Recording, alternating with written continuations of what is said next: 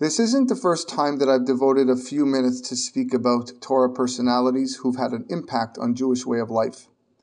However, my words today extend beyond that specific boundary, since Rabbi Jonathan Sacks not only influenced the Jewish people of his generation, but he was a luminary whose light was felt throughout the world.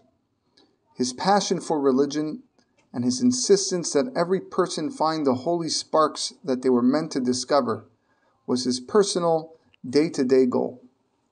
We read it in his books, we heard it in his lectures, and internalized it in his discourses. His raison d'etre was injecting spirituality and morals into every human being, and the words of Torah was his method of doing so. Some read the Torah to figure out its simple meaning, some for its profound nuances, and others for valuable life lessons. However, for Rabbi Sacks, it was about ethics, morals, leadership, and living a life of servitude to the one and only God. The clear reason why his words resonate with so many. I never met the man, although I wish I did. However, I made a point to listen to a few interviews that he made, which only became available after his death, to learn a little bit more about him. I would like to share with my listeners 2 points that impacted me and hopefully will affect you as well. Rabbi Sacks has written over 30 books and dozens more manuscripts and commentary. He is a natural writer whose words penetrate the soul of any reader, no matter what level. You would think that it would come easy for him. Whip out the notebook or typewriter and just go. Yet he related in the interview that it was actually quite the opposite. Time and time again, he failed to get it off the ground. He just couldn't put his thoughts into words. But he worked. He had faith. He persevered and became one of the greatest writers and authors of all time. And so he writes in one of his essays dated February 24th, 2007, about failure. And I quote, "Failure is the supreme learning experience, and the best people, the true heroes, are those most willing to fail. It is that willingness to endure failure in pursuit of an ideal that marks the true professional. Even more than the strength to win, we need the courage to try, the willingness to fail, the readiness to learn, and the faith to persist." For a man who fought his bout with cancer 3 times, it would have been easy to call it quits and say, maybe it's just not meant for me.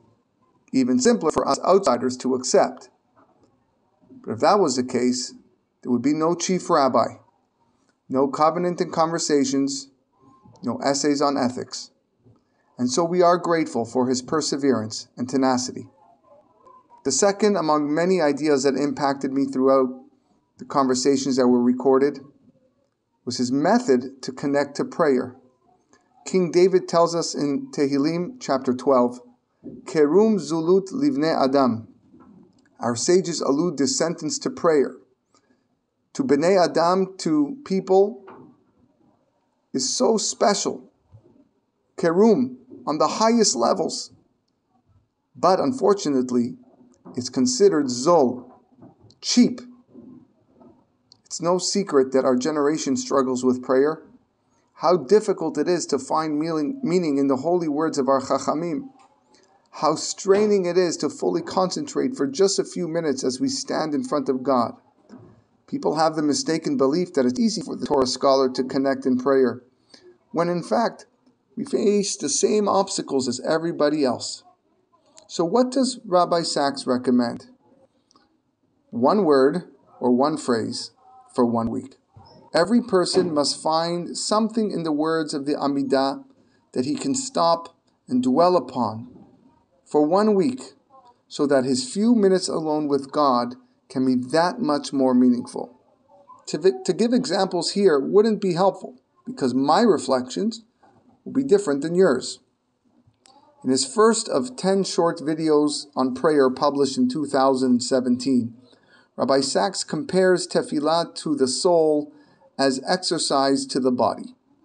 And I quote, "Prayer is to the human spirit what exercise is to the human body. I try to do my 10,000 steps a day.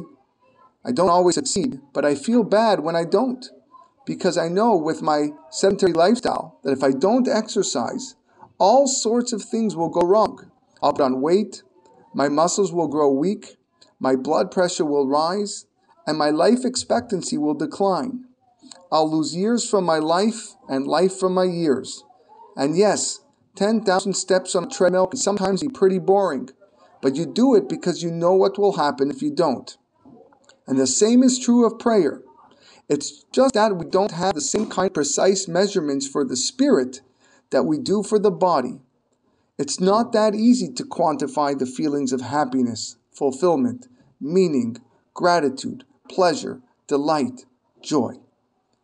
But they make a difference. In fact, they make all the difference to the sense of blessedness of a life well lived. All in all, we look back 1 year later, and the loss of Rabbi Sacks and his timeless wisdom only intensifies. We are thankful that we have his writings and recordings that continue to pierce the hearts of his followers and readers. He devoted his life to sanctifying God's name around the globe.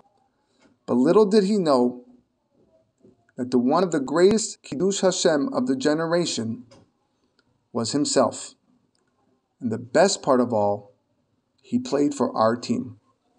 Today is the 20th day of Cheshvan, the first hilula yahrtzeit of Rabbi Lord Jonathan Sacks, Zecher Tzadik Livracha.